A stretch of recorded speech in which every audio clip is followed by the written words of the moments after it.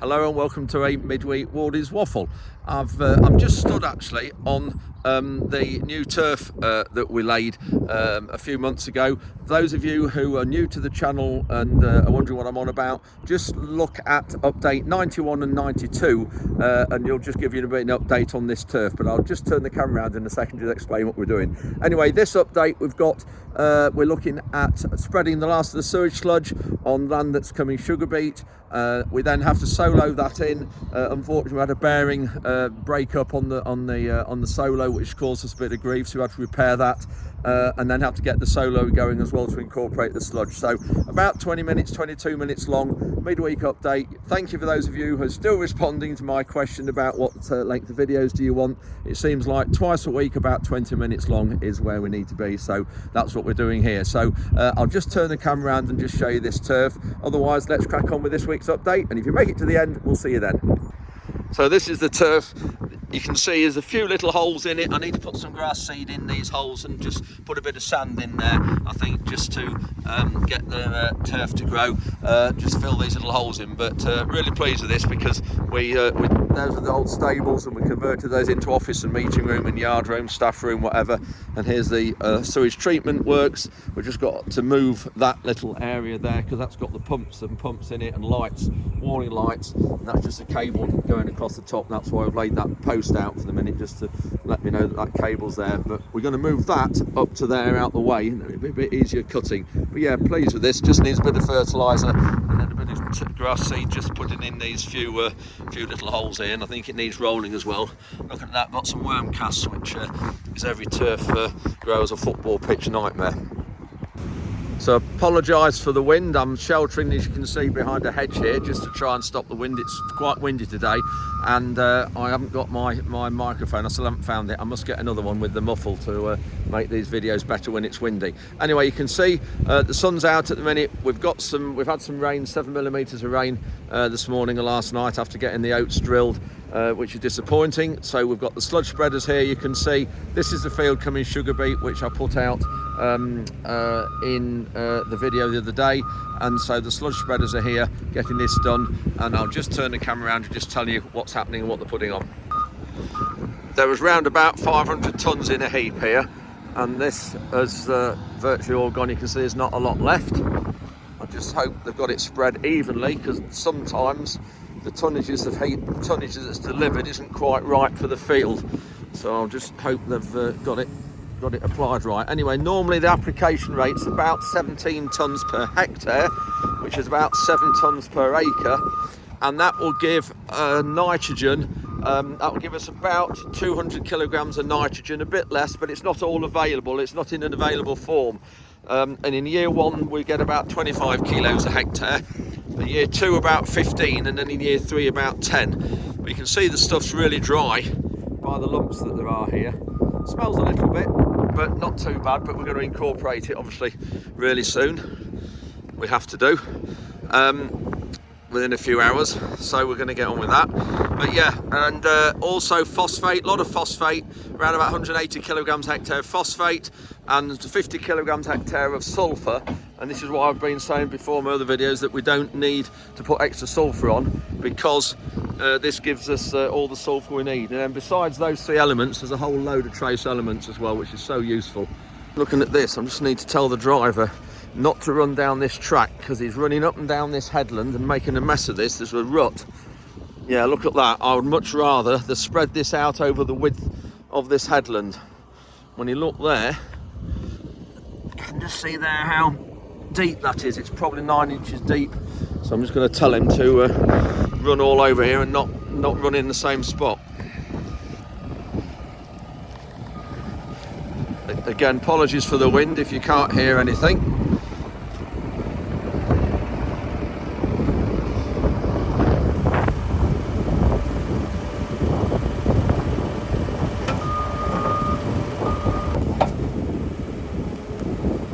This comes from Severn Trent's treatment works at Stoke Bardoff near Nottingham,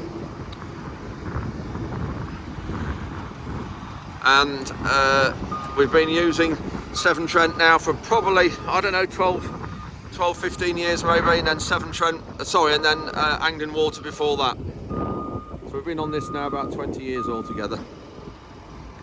Got a full load on there. I'm not quite sure how many tons it's got on there. At least 20, if not more. And I'll start the disc spinning at the back. See the door opening now to let the stuff through onto the discs. See it spinning it out.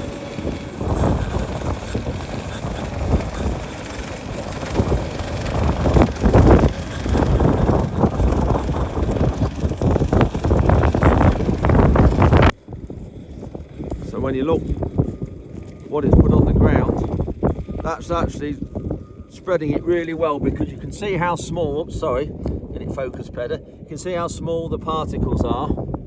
That's because it's dry. So I'll just put my fingernail against that one. Slightly bigger ones in places, but that looks really good. And of course the other thing that this gives, which is invaluable, is organic matter. You cannot buy organic matter in a bag, and so it's absolutely invaluable, this stuff, for us.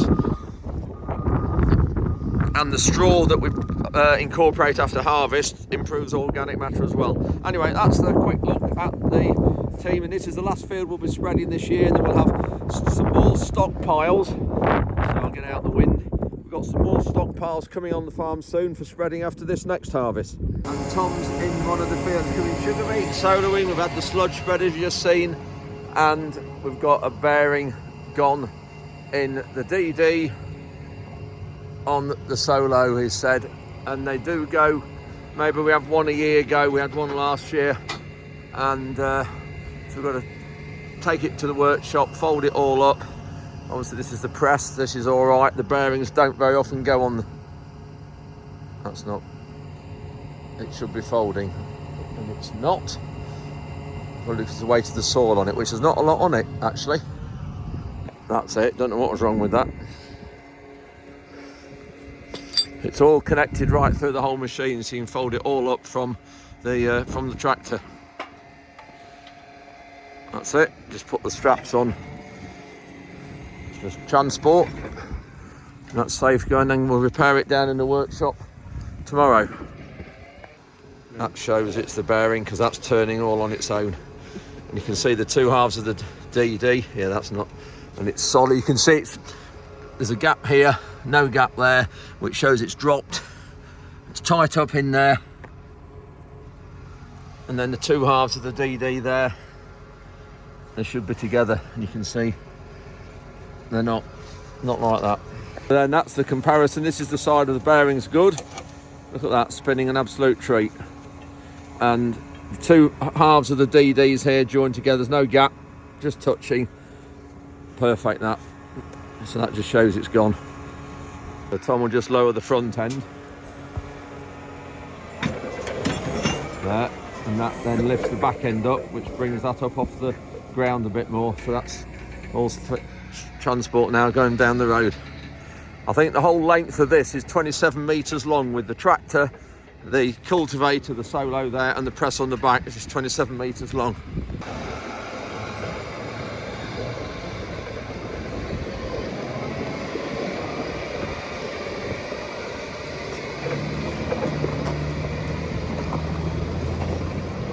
Just arrived down. Tom did this last night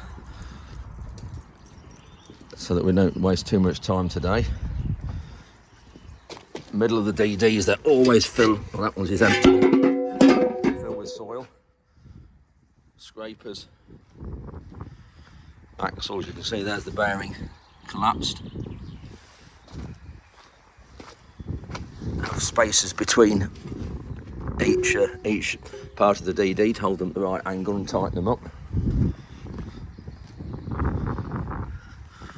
So yeah, that's it. Get this repaired and then get back in the field. Just need to clean the soil off on the edge there. Otherwise they don't join together. Gotta have the edges there nice and clean.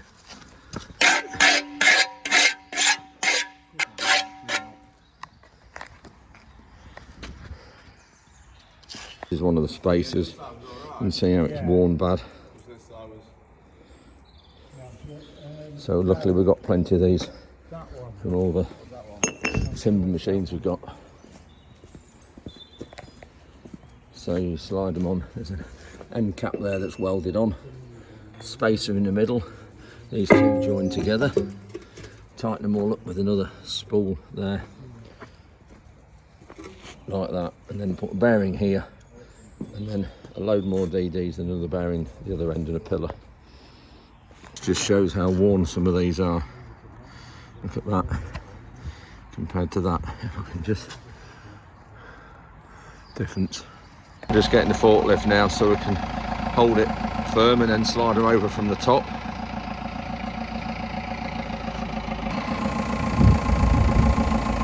Little bit there, the collar there. When you drop it down, centre's in there. That's it. And that spacer goes in there to hold them apart when you're tightening up. Tom's just putting a new bearing in the pillar.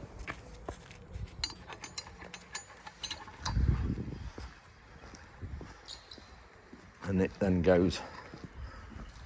slides on top there, and there's a couple more DDs after that, just like that one.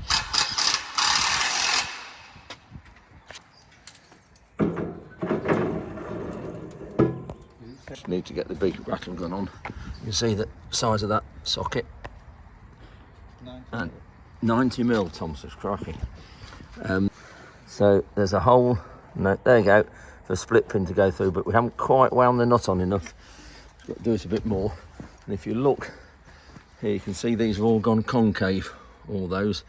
They've pulled in tight, and that's why they keep the gap here. You've got to have it really tight so there's no gap opens up here. Just interesting as well, you see how sharp those are. There's two there together. We replaced these before last year, and look there, you can see how the wide is. You see how they wear. And you also wear on the shoulders here as well. But some of these have been on since new, so they've done really well. See the new bearing we've put in there, the offending one. So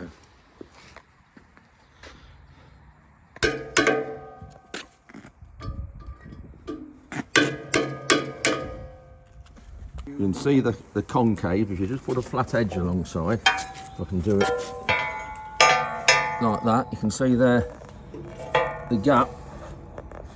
You can't quite see it so well, but there's a gap there, and Ian said there's 6mm on each of these. So that's 12mm in total closed up to get so that it's tight on the spacer we put in between. But you can see there the angle of it. Smooth that DD that we've put all back together in place, and now Tom's just lowering the wing down. There's the frame.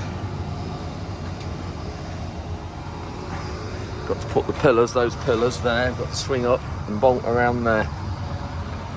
It's fastened on by the U-clamps and the brackets around there. That's for the auto-lube pipe. So we've got these ones to put on yet, but it's a bit of a job to get the right angle.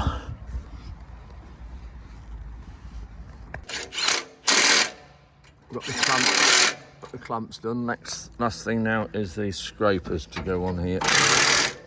And then this one on the end is a funny one because it hugs the DD like that.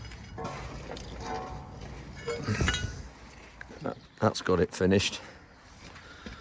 Scrapers now all on. So lost about 7 hours altogether. Tom was 2 hours unbunging it last night, and then 2 hours down here in the dark stripping it down, and then we've been 3 hours here this morning putting the new bearing in and putting it all back together. And that DD there, it holds the depth of the whole back of the machine, so there's a lot of weight on it. Really the design of that's wrong because it's pushing all the weight forward. If you look, you imagine if you're walking with a wheelbarrow and you're pushing a wheelbarrow, it's harder than pulling it behind you, and that's the thing with that. It's all the shock loadings are into the bearings because it's pushing that way. If it had been trailing the other way, it would have been better, but it's always been like it, and we have about one bearing a year go.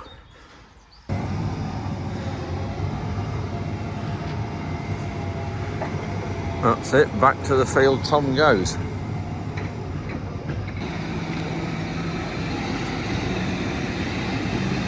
So we've got going up to the HEATHLAND farm, which is about 3.5 miles away, but it's just easy to bring it all down here last night, down to the workshop and do it down here.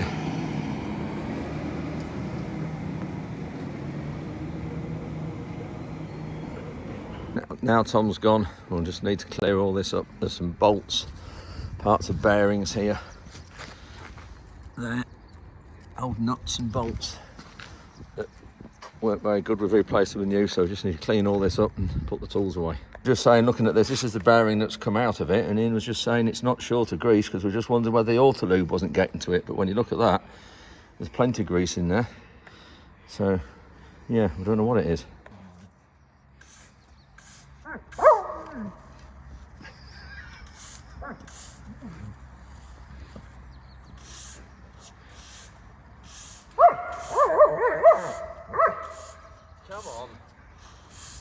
So these are the offending parts. So that's the bearing that failed and collapsed. And as you've just seen, or Ian said, there's no shortage of grease there. So that's the bearing. Put that in the scrap bin. Then this is one of the spacers. You can see that's worn there. And then that's another one. That's worn as well. And then this is the spool that goes in the middle between the two DVs. It's got that one side of it, you can see, and it should have that side, and that's worn off. So that's why we've had to throw those away. Got to the field now where Tom's working. You can see Nala wants to be out, but because of the sewage sludge that's here, I'm going to leave her in. I don't get that in the claws, but it is actually quite dry. When you look at it here, it's really dry, so that's good actually, that is. It's really good quality stuff, and that's why it's spread nice and thin as well. So we'll just wait for Tom to come down the field, and I'll drive alongside up here just to you'll get a better view of the solo working. So just looking in the this is what the rest of the cover crop. You've seen sheep on here, we've had it before earlier on in the year, and this is regrown, and these are this is the rye. There was vetch, Phacelia, rye in here, and what else was linseed, I think it was. And this is what's regrown. It's been roundupped off. We've had some phosphate and potash put on, which you've just seen. Sorry, not phosphate. We've had some potash and salt put on, which you've just seen with the local contractor. And now we're soloing it in, and then we're going to direct drill straight into this. You can see the soil type, lovely soil type. Here's the roots from the cover crop. God, the soil's actually warm. So we're going to direct drill straight into that. You hear the tractor trying to change gear a little bit. But doing a really good job here with those discs, mixing it up.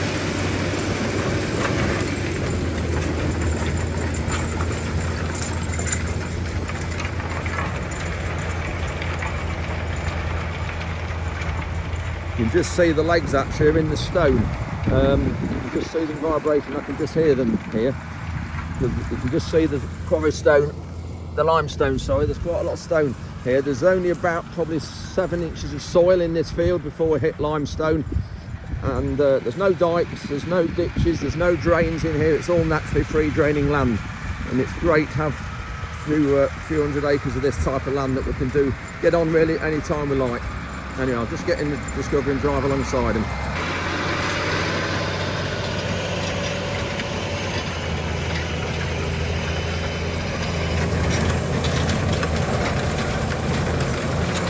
Yeah, you can hear those legs in the soil, in the stone there. You can see them vibrating a bit. I wonder if they are in the shallow of soil. They need to be.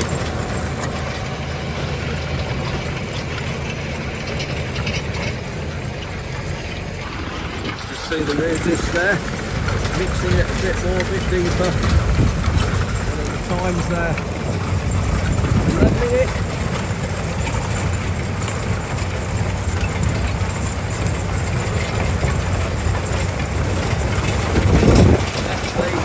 CD there, the bearing went on the other side.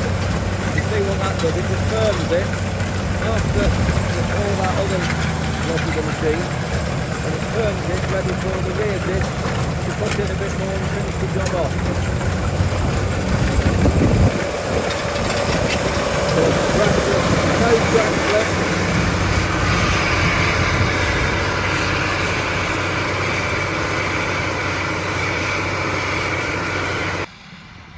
So we're now in the other field of sugar beet on the light land, but this hasn't had sewage sludge spread.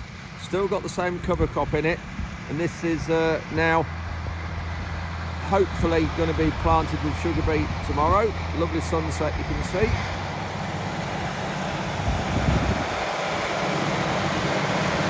You see the tracks following, floating over the ground.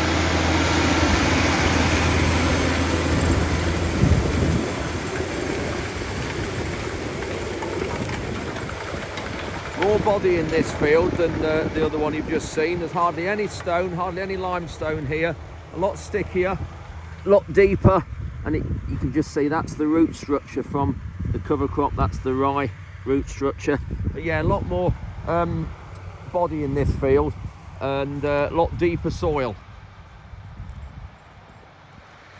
It's interesting, Tom lifted the legs out, you saw a few minutes ago early in the video, because they were going into the stone on the other field. He lifted the legs out and it lowered the fuel consumption by 2 litres a hectare, just purely by lifting the legs out another hole, which is probably 2 inches depth. So 2 inches shallower in the legs lowered the fuel consumption. Nala, come here. Lowered the fuel consumption by 2 litres a hectare.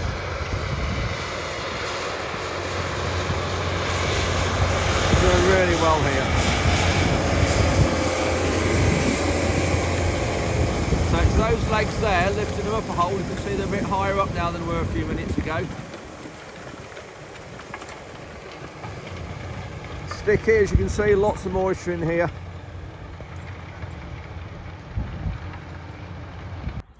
So that's it for a midweek update. Thank you very much for watching. Hope you've enjoyed it. Please come back with any questions. You can see we've got more wet in the yard here. This is the solo that you've just seen in the video. We've actually split it and taken the culture press off, because we're going to use the culture press for cultivating the heavyland sugar beet when hopefully we get onto that in the next week or so. Anyway, thanks for watching, as I say, and this coming Sunday we'll give you another update, and in that one we'll be looking at sugar beet drilling and show you how this the sugar beet's gone in, because we're going to get about 80 acres of lightland sugar beet in the ground, so that'll be good. So yeah, thanks very much for watching, and we'll see you at the weekend. Oh yes, and please click subscribe. It doesn't cost you anything, and also like as well this video, which helps the job, and we'll see you next Sunday.